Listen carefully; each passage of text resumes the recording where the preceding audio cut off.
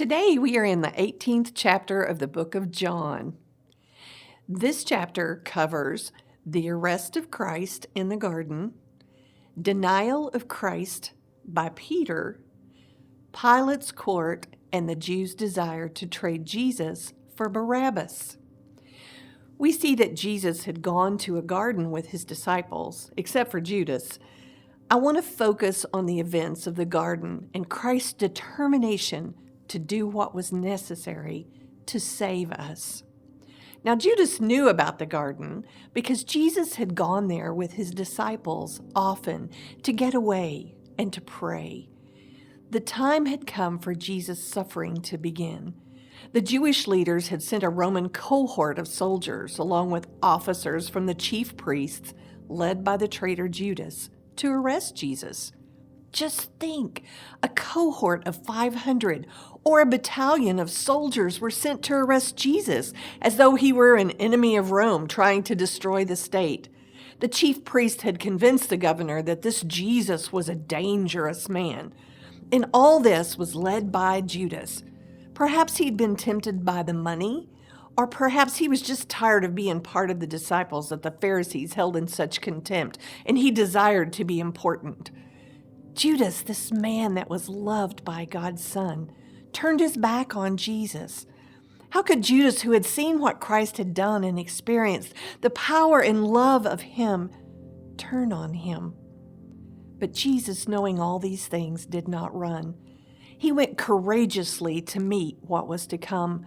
He showed his willingness to suffer and die for you and me. He wasn't forced to do this. He gave himself by consenting to his Father's will. Jesus asked, "Whom do you seek?" Like asking, "Why are you here in the dark at this time of night with all these soldiers?" Even though he knew they were coming, he didn't run or hide, but he went out to meet them.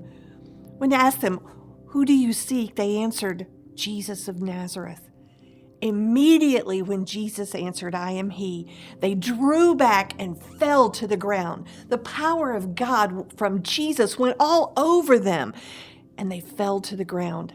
He once again showed that he was God. He could have struck them dead or blind or deaf, but instead he showed them his power to give them the opportunity to see who he really was. Amazingly, when they got up from the ground, Jesus had not run away, and they were just as determined as ever to arrest him. Their hearts were so hard that the very evidence of the power of God did not affect them. Jesus again asked who they were looking for, and again they answered, "Jesus of Nazareth." And he told them again, "I am he. If you seek me, let these go their way." He protected his disciples. He was being arrested, and yet he excused them because of his love for them. He knew what was coming, and he knew their faith was weak, and he knew they had work to do. They had to go into all the world and spread the gospel. He offered himself for them and for us to suffer so that we could escape, so that we could be saved.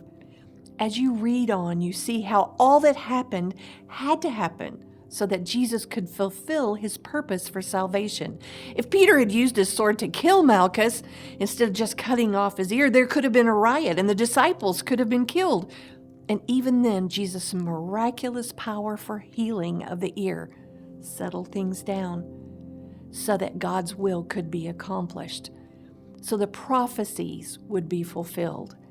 Today, as you read this chapter, thank God for his divine plan and that Christ was willing to endure it all to offer you and me salvation and blessing.